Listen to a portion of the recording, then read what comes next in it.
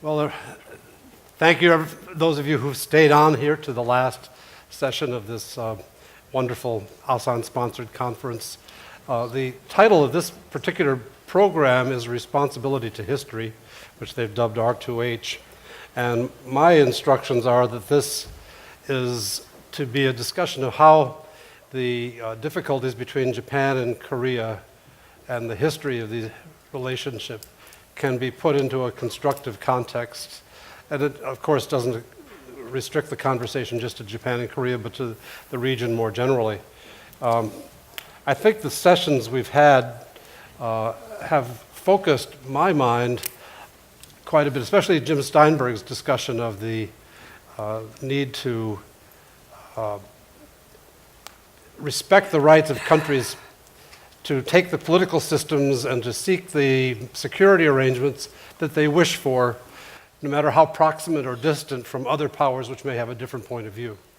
And the experience we've just seen in the Ukraine, where a very messy political situation and different aspirations by different parties who are not Ukrainian have led to a very messy outcome. We certainly don't want to see something like that, but we have the makings of that in this region with a great deal of history, a great deal of ethnic diversity. The United States likes to take idealistic positions. I think Jim Steinberg framed them fairly well. If they're a democracy and they choose a certain system, that's fine. I'm not sure that at certain points in our history, the United States would have accepted a democratic Mexico freely deciding to join the Warsaw Pact, which kind of puts it very starkly. And I hope we can get at some of that in this discussion. We have four very well-informed and I would dare say pretty strongly opinionated commentators this afternoon. You've already heard from David Sanger a little bit in person.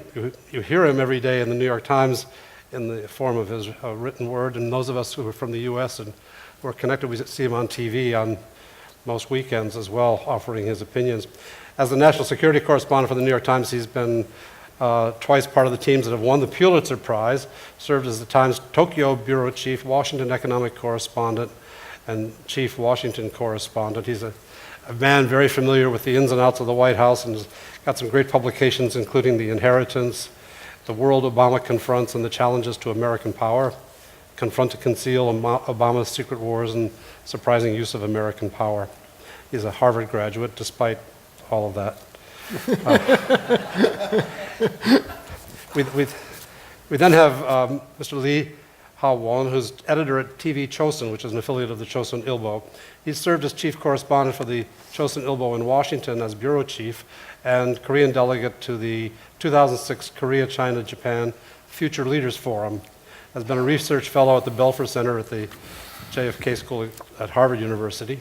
His publications include Entangled Trilateral Relations Among South Korea, North Korea, and the United States, the co-author of The Quiet Passion, Ban Ki-moon and the United Nations Secretary General, and a few other publications. He's from Korea University and the Kennedy School, as I mentioned. Andrew Browne has joined us as the senior correspondent for the Wall Street Journal and columnist for the Wall Street Journal. He was a member of the team of journal reporters that won the Pulitzer Prize for International Reporting in 2007. Worked for the South China Morning Post and Reuters in the past, and has a degree from Leeds University with a degree in Chinese studies. Were you one of Owen Lattimore's students way back when? He'd left, actually. By then it would have been too late. You're so young, yeah. and then finally, Simon Long joins us, who's the author of the column Banyan in The Economist, an associate fellow of Chatham House, the Royal Institute of International Affairs in London. And he worked as The Economist's Asian editor and South Asia bureau chief and analyst on East Asian affairs, Beijing correspondent and Hong Kong correspondent for the BBC. And he's a Trinity College, Cambridge grad. Gentlemen, I invite you to offer your opinions in 5 minutes or less, and then we will have at it. David? Well, thanks. And it's good to see who the hardy few are here who have stayed on for all this. We spent a lot of time at this forum, and I think more than I can recall at probably the previous Asan forums that I've been fortunate enough to attend, to talk about the Japan-Korea tensions, the Chinese tensions over territorial rights. And I've been actually struck by the absence of conversation that we might have had a few years ago about common other projects that might overcome some of these issues. Because there's a tendency when you get involved in these historical issues, and we saw this in the Balkans, and we've certainly seen it in the issues that we were discussing before about Crimea, that you get caught in the vortex of this historical discussion, and somehow in the midst of that vortex and the midst of the nationalism that gets involved with it and the bitterness of the historical memories, you can lose sight of national interest. And so I was hoping for my few minutes here to talk for a moment about how national interest may play into this. And by national interest, what I mean is talking about national interest to sustain and expand both prosperity and, to some degree, power for the future. When you get involved in these historical memes about national self-identity, about trying to right the wrongs of the past, you can, of course, bring up a lot of passions that can serve as a unifying force in your country. But what's more critical for South Korea's future, for example? To recount the arguments about the Japanese occupation, or to figure out how together there would be much management of, say, the North Korea crisis. And we've had very little discussion, I've been struck so far, about the things that Japan and South Korea can do together to deal with the North. And in fact, when we have had those, what we've discovered is that Japan is spending its time worrying largely about the tragic story of those who were kidnapped from Japan to North Korea, but they're spending relatively little of their domestic political capital on these issues dealing with the nuclear program, whereas with the South there's a different set of issues, of course, with the North. We have had almost no discussion of what common ground the countries could strike on TPP, issue that you'll be hearing a lot from the president when he lands in a few hours in Japan.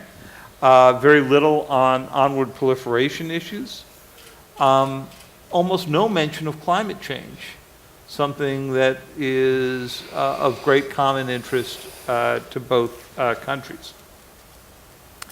And what we really haven't gotten to is the question of whether or not a younger generation that has grown up with a set of technologies that are really all about unifying across borders will end up pursuing those technologies and the political opportunities they create, or will get sucked back into their parents' and grandparents' issues concerning these historical disputes. So I'm not saying any of this to suggest that the history is unimportant or that national identity is unimportant or that you could ever fully divorce these experiences from the future relationships in Asia. And I think that's particularly difficult to do in Asia. But until you do some of that, you really lose track of ordering for your own constituents, your own country, what your key national interests are. And a last point on that. During this morning's opening panel, which I was lucky enough to moderate, we heard from the Japanese participant that Japan really didn't have a national strategy going forward for dealing with China's rise and Japan's new situation in the ferment as its economy and as its population ages and as its economy settles into the number 3 position in the world that it's in today. And I find that rather remarkable. Because when I lived out here 20 years ago, you would pick up the Nikkei on many mornings and you would see a fascinating chart. The chart would show how many years it would take for the Japanese economy to overtake the US economy. And the political discussion that would follow was how would that changed economic circumstance change the balance of power as Japan tried to use its economic influence to expand its political influence. There was never a chart, at least in the years I lived there, and I was there for 6 years, that I saw that speculated that Japan would actually fall to number 3 and China would rise to number 2 and eventually would overcome the United States both in GDP, if not per capita.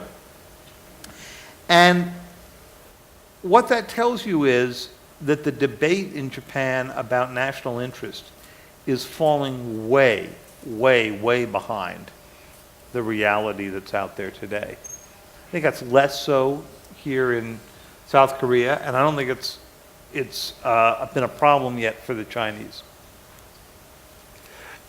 You know, your comments at the conclusion remind me that the author of the concept of G2, which we have discussed a bit this last 2 days, was Zbig Brzezinski. And he first floated the idea in 1989. Only then the G2 he had in mind was going to be Tokyo and Washington. So a lot of us fell a little short in our planning. Mr. Lee, Hawon. Yeah, thank you for having me. Well, I'd like to this session with this photo. Can you take a focus on this so everybody can see this one? Yeah. This is the photo which was taken in Tokyo on Sunday. Some Japanese demonstrated in the Tokyo with the Hakenkreuz. And as far as I know, even in German, this is illegal. And I was shocked, especially this parade was made with Japanese police escort. So, including me, I think many, well, not only South Koreans, but many world people were shocked by this photo. Where this photo, let us think a lot of issues, a lot of problems. Where I believe that this kind of demonstration cannot happening in anywhere in the world. And this session, I think, especially as the moderator talked about, we try to deal with the tension between South Korea and Japan. I'd like to ask you, think this issue not only in the relationship between South Korea and Japan, and especially not in terms of the national interest. Please think about this issue in terms of humanism and in terms of the world view. Where when I think of the enforced sex slave issue, where I'm really angry with regards to the Prime Minister Abe Shinzo's trying to negate and nullify the Kono statement and the Murayama statement. As a Korean descendant, I'm not 100% satisfied with the Kono statement and the Murayama statement. Well, I'll discuss this issue later. Thank you. Thank you. Simon? Thank you, Doug. Years ago, when I was a radio producer at the BBC, we used to divide our contributors into 2 categories, hacks and boffins. And I'm not quite sure how, as a proud hack, I found myself really addressing a room full of boffins. But what I thought I could usefully do is something slightly different, is look at the experience of the region I live in, Southeast Asia, to see how that differs, or if there's anything this region might learn from it. I'm not portraying Southeast Asia as a world of sweetness and light, but I think it's undeniable that in some respects it has found ways of dealing with conflict. And I'm thinking of two sorts of tensions, one between the region as a whole and Japan, and tensions within Southeast Asia itself. Between the region and Japan, I think it's undoubted that history is less of an issue than it is here. And there's some big, obvious historical reasons for that. Japan has no territorial claims in the region. Its occupation of these countries was far shorter. In many cases, it was, in retrospect, a relatively brief interlude between Western colonization and independence. The situations aren't completely analogous, but terrible things happened.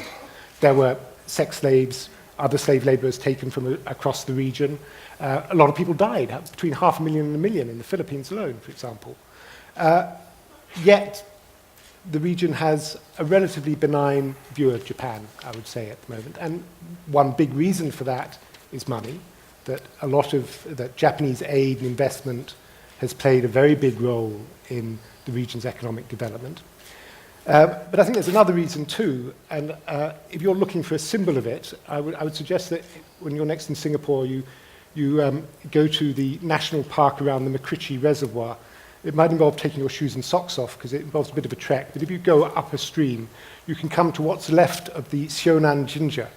This was a very big shrine built on the model of Yasukuni to Japan's war dead, built near the site of one of the big battles in their invasion of Singapore.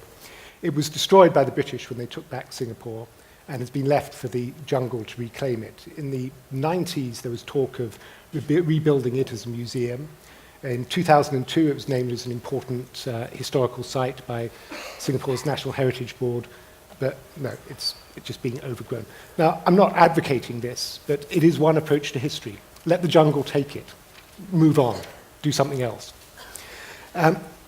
If we move on to the region itself, obviously there's still enormous tensions and conflicts going on there. There's low-level wars being fought in southern Thailand, around Burma's borders, in Indonesia and Papua, in southern Philippines.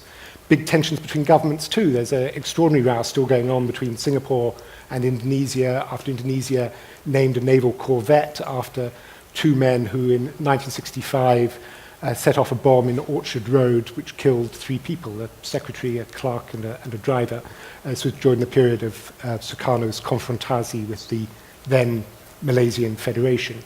There are also significant territorial disputes, and unlike in Northeast Asia, people die in them. People have been killed in skirmishes between Thailand and Cambodia over the Phra Vihear temple on their border.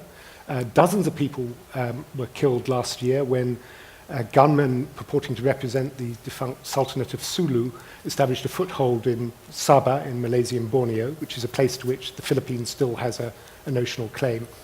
But somehow in Southeast Asia, there's less fear that any of these conflicts will explode into a major conflagration either between the countries themselves or dragging in outside powers. And I would say, I could cite perhaps 3 reasons for or 3 ways in which Southeast Asia has managed to control its conflicts. One, and the least important, is the resort to international arbitration. Thailand and Cambodia have done that over Phra Vihear. Singapore and Malaysia did that over disputed island Pedra Blanca. Malaysia and Vietnam have cooperated in a joint submission on their continental shelf to the United Nations. Much more important, of course, is something Professor Soya referred to this morning, the ASEAN way. Nearly 50 years of a habit of often mind-numbingly tedious consultation, cooperation, dialogue that does at least make war less and less thinkable. And that leads to my third, if you like, or perhaps the lesson for this region, is that the political leadership that was shown in forming ASEAN by its original 5 members back in 1967 has had lasting benefits. It's not an easy time for these countries to get together. It's a very difficult decision for a lot of them politically.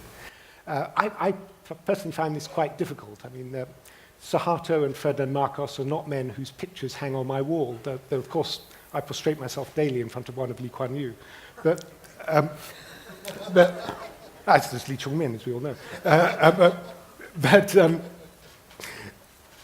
They showed political leadership that has, and foresight, that has given the region a framework that enables it to manage its conflicts not that badly. I would ask where that leadership in this region is. Thank you. Thank you very much, Simon. That was very interesting and informed by real knowledge of the history of Southeast Asia. Turn now to you, Andrew. Well, Simon, I got to tell you, that was more boffin-like. You know, this is going to be the hacks version. So I had lunch yesterday with a senior South Korean foreign ministry official, and I explained to him that I was going to be on a panel today, and that we were tasked with overcoming the historical animosities between the Korean people and the Japanese people. And I said, you know, if you would be so good as to give me your 3 top ideas for overcoming it. And he thought about this for a while, and he looked at me and he said, I see no light at the end of the tunnel. That was the, I'm sure, very honest assessment of the official, but it was not very helpful from my point of view. Listening to a lot of great discussion, great debate here over the last 2 days, we seem to have been very good at diagnosing the problem, but then in the solutions we've gone down a lot of dead ends. I thought actually, Martin Jack, one of the more interesting proposals came up was something that could transcend all of the particular issues that afflict the region. And you mentioned global warming, which actually is to me, quite a compelling idea, although rather profoundly depressing to feel that the starting point for a solution may be something that looks like the annihilation of the human race.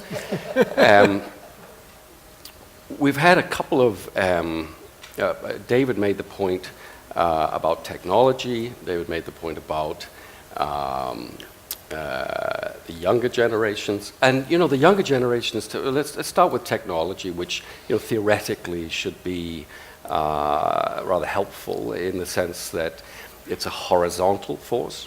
One could say that the internet, if it's working properly, should be a horizontal sort of balancer where knowledge begets understanding. In fact, the way it seems to have worked, at least where I sit in China, I live in Beijing, it seems to me that it's worked in much more sort of vertical ways, and that the internet has become a sort of vertical vector through which all sorts of hatreds and bigotry and prejudices are aired. And indeed, the most enthusiastic, I think, contributors to some of these forums are young people. So I don't think the internet has actually been a great enabler of solutions in this part of the world. If one looks at the younger generation, that too is really problematic. I mean, if you look at the experience in Germany, it was a generational issue. As it was explained to me, I'm not an expert on this, it was the generation that grew up after the war that started to ask the question of the elders who'd participated in the war or who had lived in Germany during the war, what did you do during the war? And it was that began this process of introspection and soul-searching in Germany that ultimately led to the search for solutions and atonement.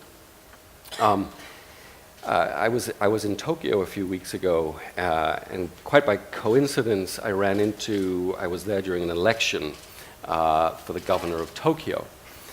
And one of the more interesting candidates was a candidate called, if I'm getting this right, Tomagami.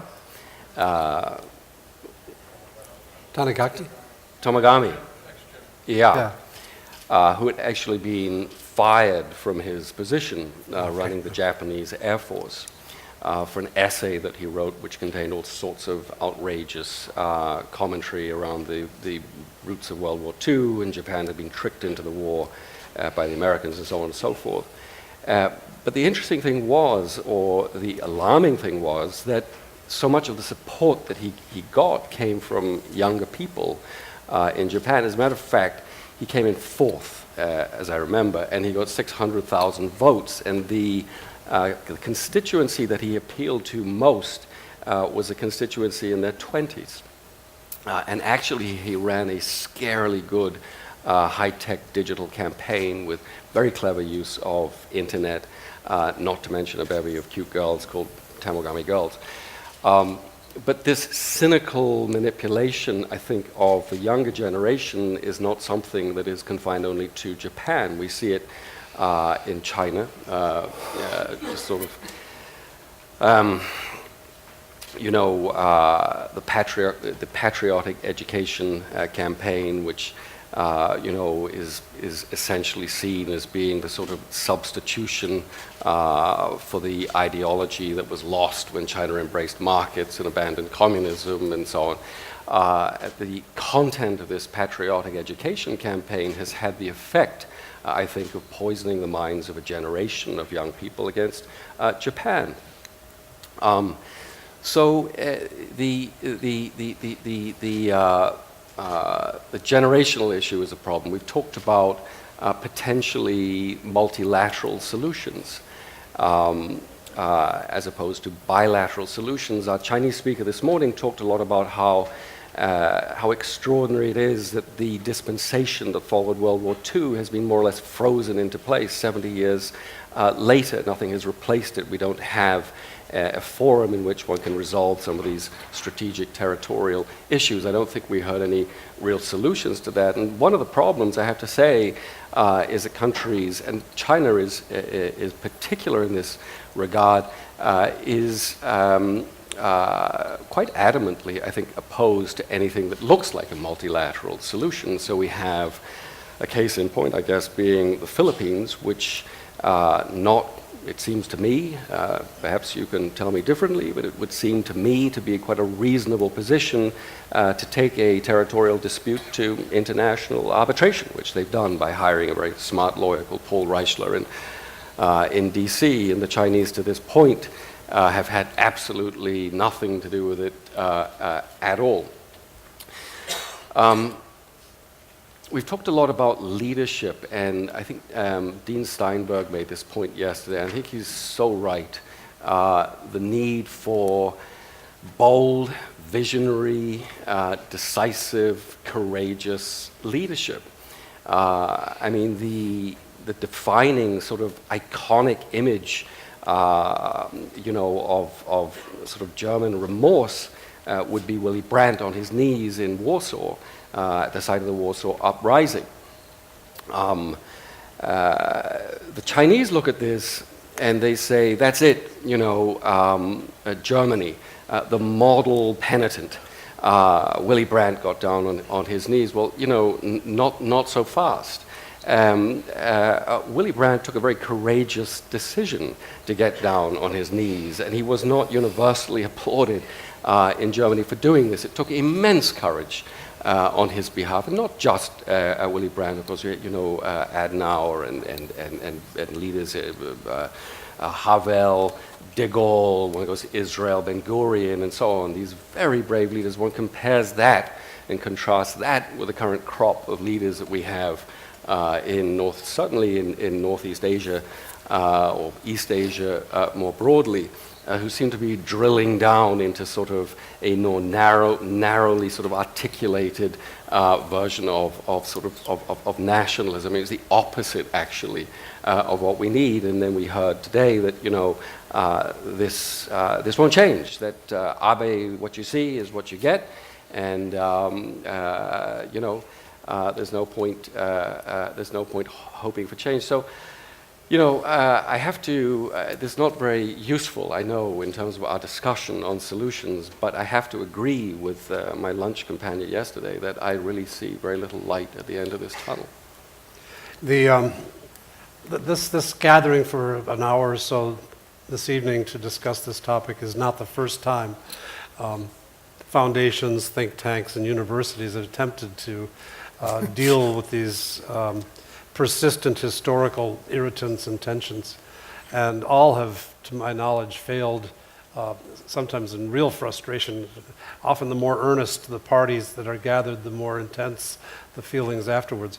I have a colleague in Washington who's spent many years in Japan, and when asked by people like me, when will the Japanese stop having ministers who say inappropriate things or do inappropriate things at the wrong moments?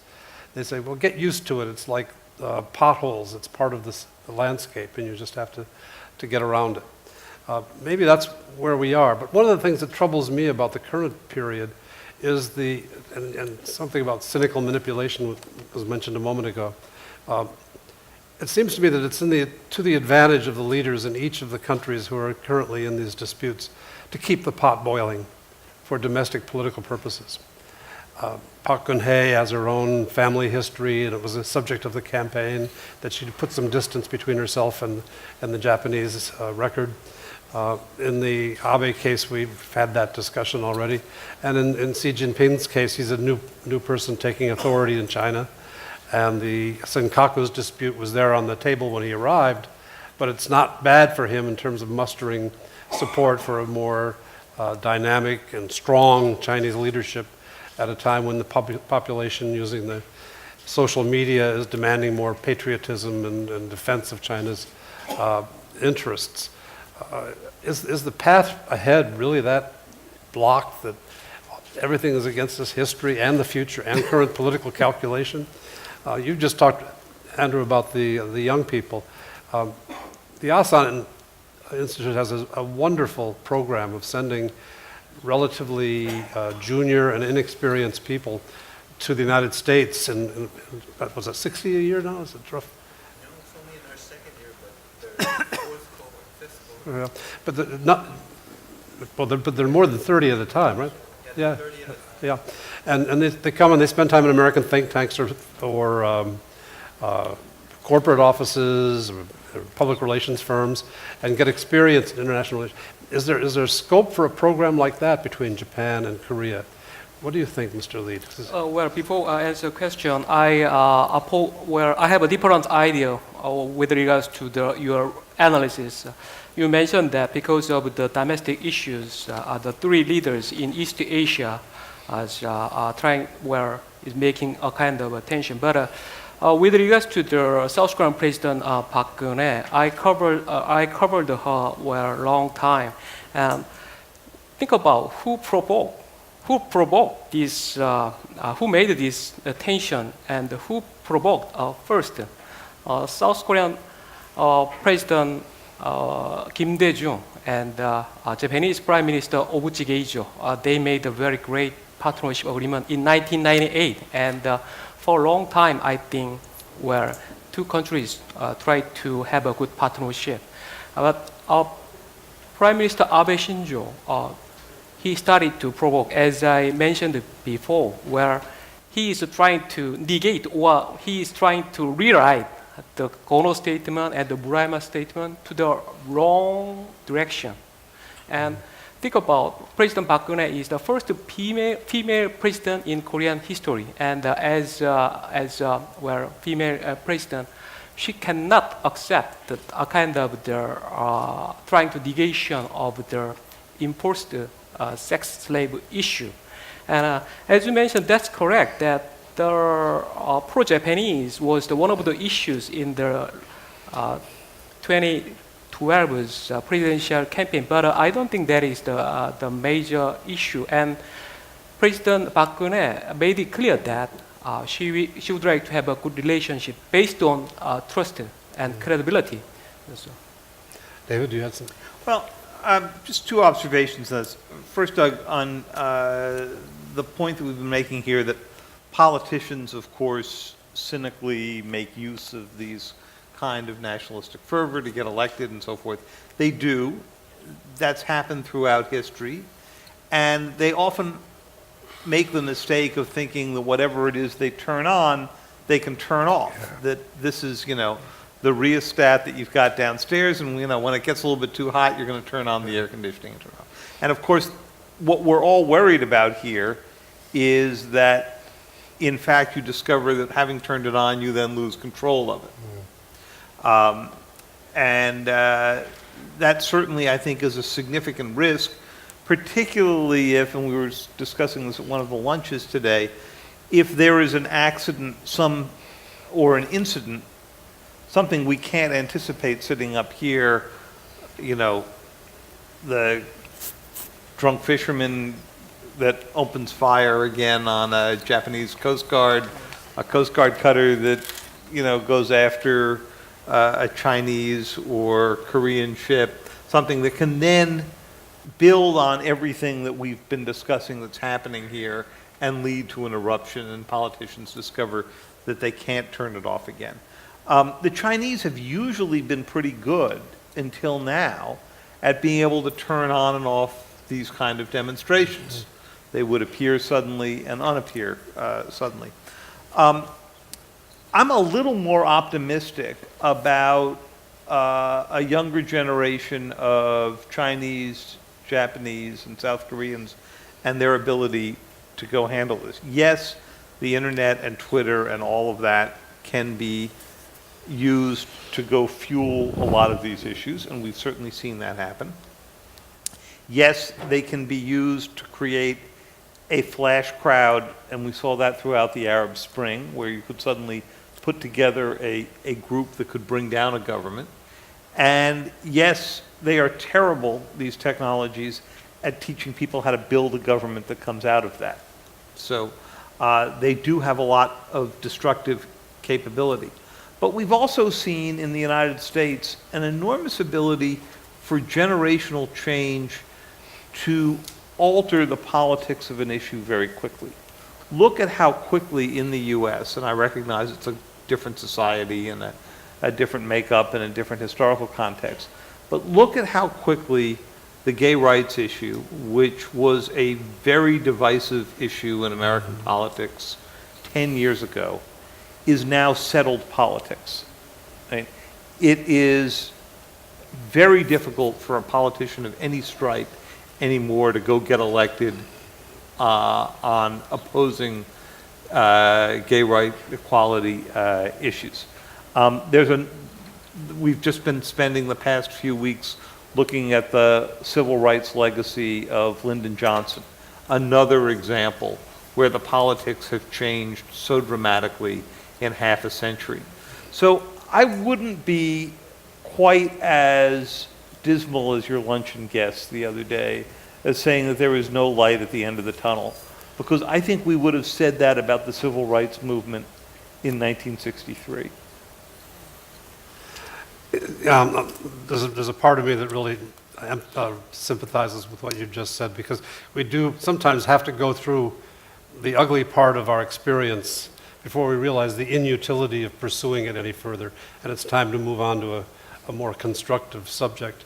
We have, in the case of Japan, there's been discussion of Mr. Abe's background. We have a group of people in Japan today who have very close family connections to the war.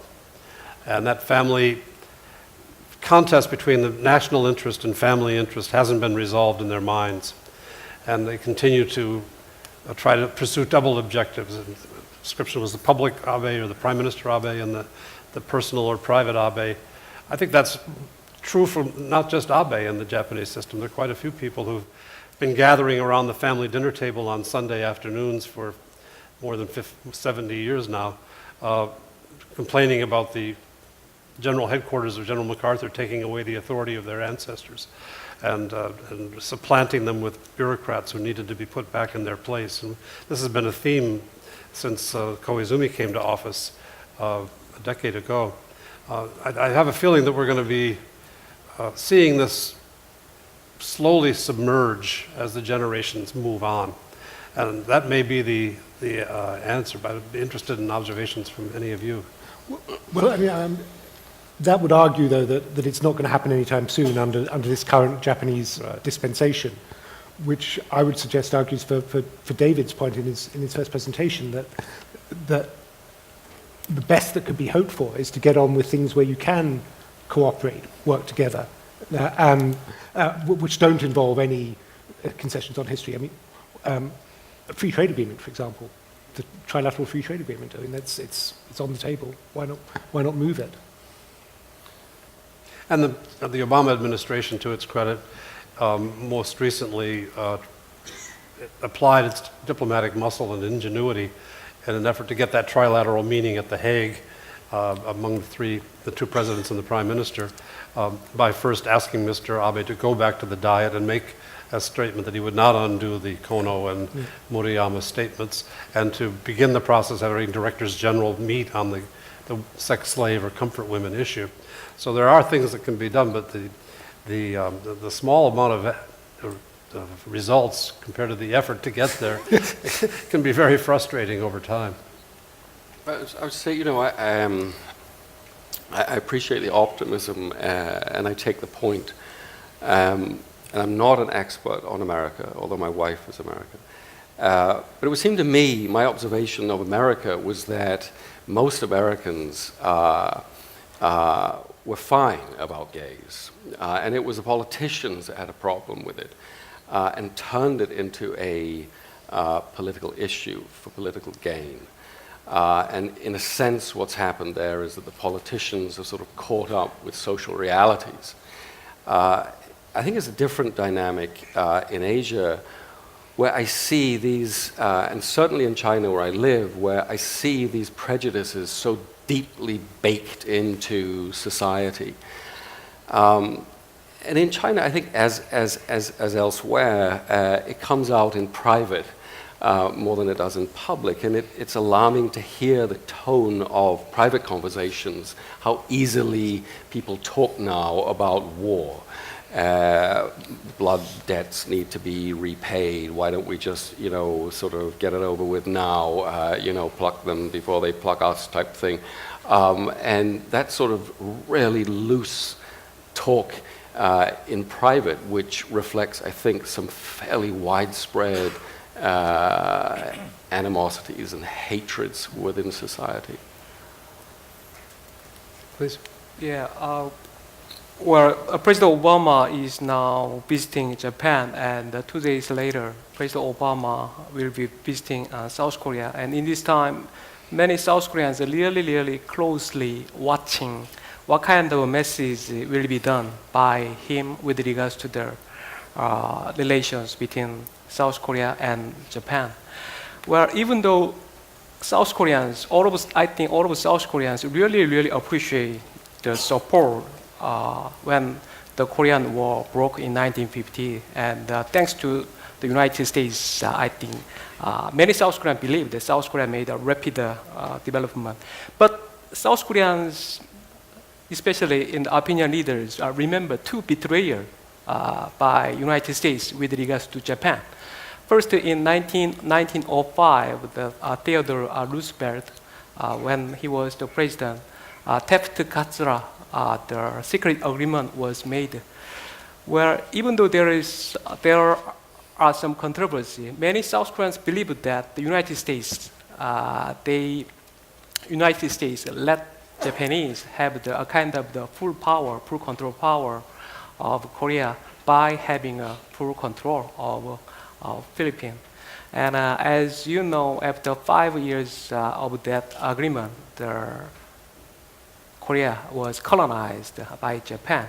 And secondly, 1951, when the San Francisco so-called peace treaty was made, and many South Koreans believe that this is the starting point of so-called, I don't think there is a territorial dispute between South Korea and Japan, but it seems that some other countries think that there is a dispute between South Korea and Japan, and that was the starting point of the so-called Dokdo issue. So what I'm talking to you is, whereas the John King Fairbanks said, where in the Pacific War, it seems that the United States fight against Japan for China, and in Korean War, the United States fight against China for Japan.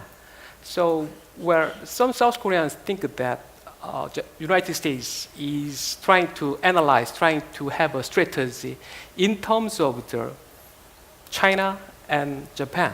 And when there are a kind of tensions were made between South Korea and Japan, many South Koreans have a tendency to think that United States is trying to take a side with Japan. What I'm asking you is not trying to take a side with South Korea. I don't ask you. With regards to this history and especially enforced sexual slave issue, as the United States Congress adopted in 27, please take a side with justice and history. That's, I think, many Koreans are trying to hear from the United States. Well, I have to say that when I was here in February, President Obama had not even planned to visit Korea. It was going to be a 4-day state visit to Japan without a stop in Korea. Mm-hmm. And when several people pointed out to the administration this was probably an unbalanced and incorrect way of approaching the regional issues, they've made the adjustment and have planned for a stop here. So I think they are trying to listen in the present context, no matter what the history might tell us. In your opening comments, Mr. Yi, you said that you felt a little bit unsatisfied with the Kono and Murayama statements. Do you have a notion of what would be satisfying to the Korean people that could be expressed in a statement? And if such a thing were expressed, what would it do for Japan? Well, this is, I think, I'm not representing South Korean government, but where South Korean government is asking is just one word: sincerity. Sincerity in apologizing to their victims, and do not try to, where, as I mentioned, the Kono statement and the Murayama statement is the minimum level of what Japan can do. So I try to ask the Japanese try to maximize what Japanese can do, but at least trying to stick to the Kono statement and remember as I mentioned, 1998 DJ Kim Dae-jung and the Obuchi Geijo statement. Actually, I don't think South Korean the enforced sex slave victims, they would like to have compensation or money. They would like to have a sincere apology from the Japanese Prime Minister. I think that's it. We have about 20 minutes left, and I'm sure there are some thoughts in the audience that need to be expressed and questions to be asked. I'll start back here first with Brad Klosterman. A very quick comment, or two quick comments. The first, I'm always suspicious when people start asking for sincerity. It's always dangerous to be the judge of intentions, and I think I like to think diplomacy is the art of insincerity.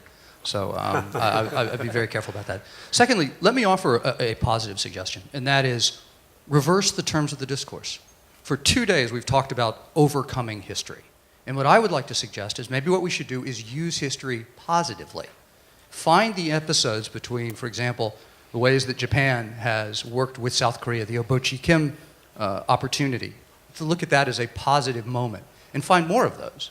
Quit using history as a cudgel and perhaps use it as a glue. Similarly, for national identity, I would suggest that rather than using that as a shield, as a way of deflecting opportunities, is we think that we term and we phrase chances in terms of positive expressions of national identity. So, for example, the way that the Japanese are so wonderfully environmentally conscious, for example, that we use that as a form of outreach into the region. The Japanese generosity since World War II in helping fund China, so much of the ODA in China, use that as a way of framing the discussion so that it appeals to the positive aspects of our partners or potential partners' national identity. So use these terms more positively rather than always in a negative sense, as I think we have for the entirety of the last 2 days. We had another couple of questions or comments here on the second row. General Yamaguchi. Thank you very much. My name is Yamaguchi from Japan. And I'm 3 years junior to General Tamogami when I was a cadet. When I was a freshman, he was a senior. he was a totally apolitical student, while I was kind of determined to become a military officer. And he was loving jokes. He's really good at telling jokes. Besides that, I don't know what he had in mind when he was young. So as to the history, I really agree with Mr. Lee's point. Sincerity is key. And to be sincere for the Japanese, to be sincere, we have to learn history. And there is a systematic failure in Japanese education, which lacks the education of modern history. In my case, at the end of the high school, I just remember that history up to Meiji Restoration and Russo-Japanese War time. And after that, nothing I remember. Then I spent 4 years in my academy to study Japanese modern history. Then my theory is the less the people learn their own history, the more they can be extreme, either self-torturing side or the glorifying everything. Truth is something in between. That is my problem, and I really think that Japan needs to fix the educational system to make the young people knowledgeable about their own history. That is one thing. And another point is related to the point raised by Brad. Positive side of the history should be learned by not Koreans but by Japanese. Yesterday we had a discussion about this kind, and Kuni Miyake mentioned the post-1945 history of Japan, in which Japan has been enjoying a peaceful life and proud of being a peaceful nation. But why we enjoy that peace was what we have to think. From 1945 to up to 2014, 70 years is a kind of exception for the Japanese strategic thinkers, where we didn't have to worry about the Western flank. Why? The Koreans and Americans were working really hard on the peninsula to secure this flank. This point should be acknowledged by current Japanese. Thank you. And you can pass the microphone to the person next to you. Thank you. Jung-Hoon Lee. Well, as you can see that I'm very cordially sitting next to General Yamaguchi, so Korean-Japanese relations is not a total loss. I was very interested in hearing Andrew Browne's comments about Japan's national strategy based on national interest is very behind, or I think that's something, you said something to that effect. Now, there are a lot of references being made to Prime Minister Abe taking after his grandfather by the mother's side, Kichinobusuke. And there's a lot of media coverage of Kichinobusuke as sort of like prototypical ultra-nationalist. But the fact of the matter is, and this of course is his prime ministership towards the end of the 1950s, if you look at the post-war Japanese prime ministers, Kichinobusuke is probably one of, probably the most friendly prime minister in terms of Japan's Korea policy. Now, is that because he was a sympathizer of the colonial period or he was a South Korea lover? No, it's because the Japanese national policy or foreign policy at the time, he deemed South Korea to be extremely important to the Japanese strategic thinking, anti-communism, alliance with the United States, and in that calculus, South Korea was very important. Now, 50 years have passed since that time. I cannot imagine South Korea being less important to Japan than what it was in the latter part of the 1950s and the early part of the 1960s. So what is it that's, here we have the Japanese prime minister who's supposed to take after his grandfather by mother's side. You would think that South Korea should be a little more little more important in terms of the Japanese strategic thinking. So I'm just wondering, is it because the strategic thinking or the strategy formulation is primitive, or it's just misplaced? I just wanted to hear your thoughts on that, since you've mentioned about the Japan being so behind in terms of its strategy. David?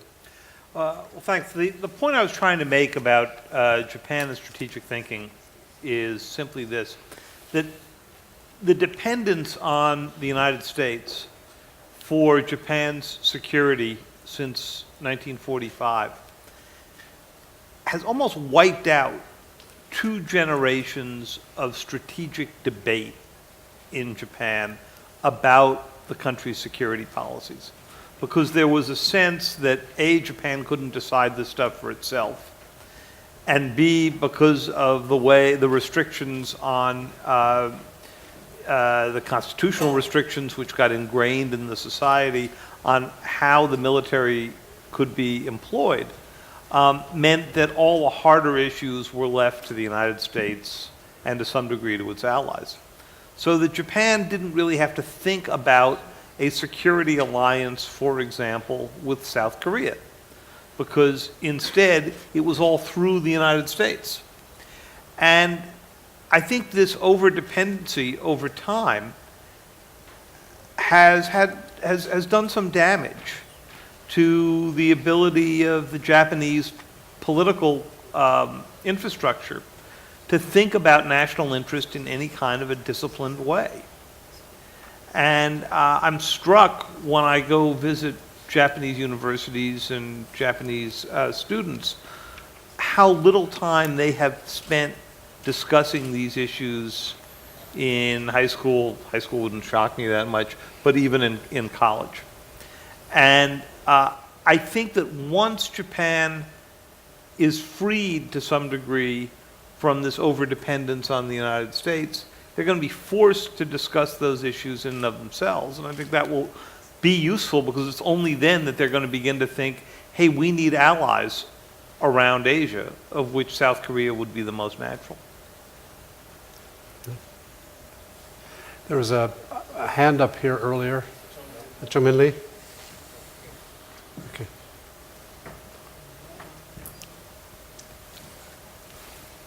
Thank you. I have a question to our foreign panelists.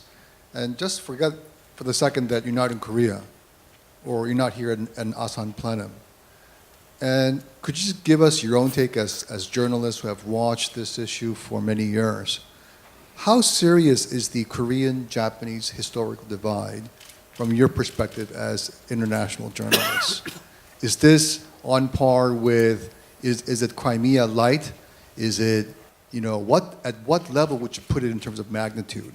And if you could share your thoughts, why there are differences of how Koreans view this issue versus, for example, as Simon said, in Southeast Asia or other parts of the world. Thank you. Thank you, Chomin. Professor Soya has a question or comment. Thank you very much. I have a few comments and a question to the panelists, but particularly Mr. Lee, perhaps, but the other people are welcome to comment, respond to my question. Comments are, first of all, about Mr. Lee's somewhat shocking sort of way of starting his presentation. That I've never seen that picture, and of course that's a small incident, and in our rather democratic context, no question about it. And police is there because this kind of thing could ignite some conflict with ordinary Japanese who are not terribly happy about this kind of phenomena. So treating this as if this were entire Japan, of course, that's, I think, misleading and irresponsible, if I may. But on top of that, generalizing this as a sort of crime to humanity or that kind of thing, just slicing a piece of our entire picture and putting that in that general context itself is, of course, contrary to my academic approach. But more than that, in my limited knowledge of American case, there was in the late 70s, there was a Nazi group, which case was brought to the Supreme Court. And the court judgment was, it's freedom of assembly. So it's legal. It's legal. So there exists, such a movement, a Nazi group in the United States, and protected under the freedom of assembly. And I think that the case should be the same in Japan. So that could be another context to compare this in a much broader context, right? Of course, Germany case, it's of course very different, and some scholars arguing when comparing Japan, Germany, and so forth, and 2 points are already coming up as a counter argument against that usual practice of comparing Japan and Germany. It's not that Japan is different, from Germany, but Germany is unique in many ways, in its own way of dealing with its past. And secondly, Japan may not be Germany, but Korea is not France either. So it should be a mutual engagement, mutual process. And that's our perspective, very starkly different from Mr. Lee. I understand this. And the second comment about that Tamogami getting 60,000. 600,000. No, 600,000. That's a little over 10% of the entire number of votes, casted in the. So how you interpret that 10% in the overall context? I think that's very important. And among those, 10% people, to an extent, those votes are motivated by truly ideological, beliefs, or just somewhat of populist responses to, worsening environments domestically as well as externally. My summation is majority of those 10% should belong to the second. So ideologically convicted, support for particular ideology, very small, less than 5%, I would think. So I'm not worried as a Japanese, but Koreans are too much worried, I think. And to be frank, I'm not worried. It's a problem, yes, it is a problem, but not in the sense that Koreans and others would like to believe. And so those are the comments. And my question is, Korea is a democracy. And those things which we tend to talk about are happening in Japanese democratic context. And Korea being a democracy, why isn't there any element of aspect of empathy, regarding those things happening in Japan in the context of democracy, rather than just singling out the one tiny aspect of our social complex phenomena and argue this is Japan. And this sort of picture bothers many of us in Japan. So, you said that the foreign minister official said he sees no end point. And I'm sure what he meant was because of Japanese problems. And many Japanese also say, we see no end point. But when they say that, Koreans are hard to please and hard to change, to be frank. So it's mutual, both sides believe that there is no end point, but both sides tend to blame the other. And I think this is structurally very difficult. So how to correct this is not to let other change. I don't think that's not a solution. So what to do with this innate structure of, from here only vicious cycle emerges. I think that should be the way how we think. And in order to do that, I see David Sanga's suggestion of talking about future common interest. I think that's a logical, natural thing. And there are several attempts between Japan and South Korea in that direction. Several years ago, it was initiated by Lee Myung-bak and Fukuda initially about, it's a Haneo Shinshide Kondo Yongu project, which is Korea-Japan Cooperation for New Age. And I was personally involved, and that was a very pleasant intellectual attempt to think of common agenda into the future. There is no major disagreement in technological exchanges, global climate, and bilateral relations, and so forth. So we came up with, reports about the future cooperation between Japan and South Korea.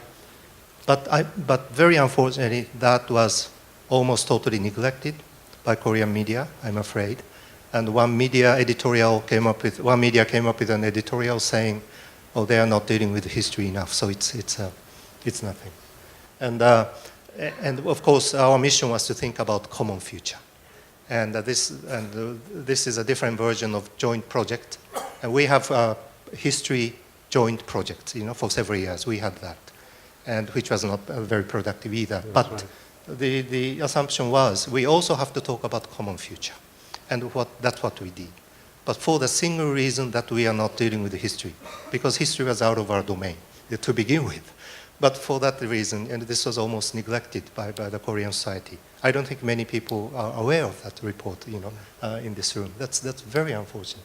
So there are lots of fruits there for us to think toward the future. And my kind of personal theory is the more we feel like cooperating, our attitude toward the history may begin to change. I think that's the hope. And the question is... Let me Sorry. So question is, why there is no attempt to interpret those phenomena in a much broader democratic context on the part of Korea when you talk about point of Japan? personal privilege? Professor Soya, we had a very harsh argument, and we discussed this issue last year, October, when Assistant Secretary Kurt Campbell made a presentation, where I think this is a kind of a second round. It seems that you think that South Korea and Japan has the same responsibility, and kind of the two countries made the same mistakes, but I don't think so. Two countries democratized society, and where the leaders, the politicians, I think top priority is to educate their people to the right direction. But think about where it seems that many participants has a kind of empathy with regards to the Prime Minister Abe Shinzo's having a wrong way. Where this kind of where the problem is this kind of demonstration with Hakken Croix, and they criticized South Korean President Park Geun-hye and enforced the sex slave as a prostitute, something like that. I don't believe that many Japanese are giving credibility and they support. But the problem is this kind of a phenomenon is strengthened and strengthened in Japan. So what I'm talking to Japanese is this kind of phenomenon should stop by politicians, should stop by top leaders. So where I don't agree with your idea that two countries made the same mistake, two countries same responsibility. First of all, where I think the Japanese should apologize with sincerity, and after that, maybe we can talk about the cooperation. Yes. Thank you. Is there any comments or response to Chung-Min Lee's question, or even though he's stepped out to take a phone call? There's another question, I think. Okay. This has to be the last question. We're running up against the end of the hour. Hi, Mark Mannion from the Congressional Research Service. A couple quick observations. First, as I think Soya Sensei mentioned, if you look for the negative, you will be sure to find it. And I think the South Korean media's handling of this history issue has been one example of that, and in some cases quite shameful. Secondly, I think just on a note of optimism, I think we've gotten to a much better place now than we were several months ago, in part due to outside pressure, in that it's outside pressure, including and especially from the United States, has moderated the positions in both capitals. I mean, we have a situation where Park Geun-hye, for the first time, I believe, by any South Korean president, certainly, and maybe even other senior leaders, has endorsed the Kono and Murayama statements, which is quite a remarkable thing, because in the past, often that's been rejected. But here she is saying that, look, at least we can establish a baseline from which to move forward, and I think that's a positive movement. And then on the other side in Tokyo, however reluctantly, Prime Minister Abe himself now has endorsed both statements. So we do have a basis to move forward, and again, the Park government has indicated that this is one place to start, in addition to that adding some work on the comfort women issue as well. So I guess my question to the panel is, and this is not a new issue, But given that we seem to have arrived at a place where maybe we can use as a base, in part due to U.S. pressure, what role do you think the United States should play going forward in trying to get us to an even better place in dealing with cooperation on issues like North Korea, like regional trade, regional architecture, et cetera? Would anyone care to take a shot at that? Yes. Please end. Oh.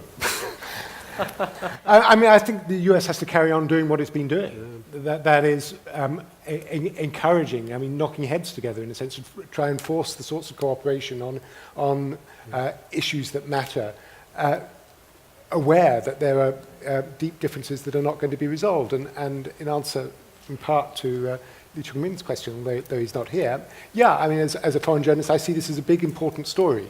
I mean, I don't see it as a looming war. I write a column every week about all of Asia, and there's one big, overwhelming theme throughout Asia, and that is the rise of China and how is the region going to cope with it and what structures is it going to put in place to do with that. And this is a very important part of that pattern and a very important obstacle to working out what sort of stable security environment this region might evolve. And I might add, just before I turn to David for final word, might add that it's not impossible for a China that wants to exploit these tensions, as we've seen with these memorial halls that were recently constructed. David. Yeah, just a last word on this. I think Soya Sensei was taking us in the right direction here when he was trying to figure out how we get past all of these. I think it would probably be a profound mistake for President Obama to say anything that would take sides on this during his trip, because whatever he says in Japan will get blown up here, whatever he says here will get blown up in Japan. But more importantly, I think that one thing we've learned about President Obama is he is intensely focused on national interest. Mm-hmm. And we've learned that I think he's got a sense of what the broad political theme of the next generation or two in Asia will be. And that is how one manages the rise of China. And does it in a way that both respects China's growing role, something he tried from, I think, the first meeting with Hu Jintao in London in 2009 when there was more discussion of a G2, and has continued in that time with, at some moments, success, and at other moments, no success whatsoever. But that's where he's got to go stay focused. And I think what you're going to see him do, I would guess, is try to get Japan and South Korea and, to a lesser degree, the Philippines and Malaysia focused on that issue as well. And so probably those who are looking for a moment where they can claim that the Americans are on one side or the other in this dispute are both going to emerge from this trip disappointed. And I think that that's probably the president's objective here. I would agree with that. I think one of the great challenges is how do we know history? How do we learn to empathize with our counterparts who have a share in this history and yet not become prisoners of that history? And that's the real challenge for leadership. Now, I'm going to abuse my privilege as moderator of this panel to offer, one, repeated condolences to the families that are suffering as a result of this terrible ferry disaster, and two, to offer thanks to Ham Chae-bong and his great staff of folks here on behalf of all of us for the great conference you've assembled and the wonderful treatment that we've all received. Thank you very, very much.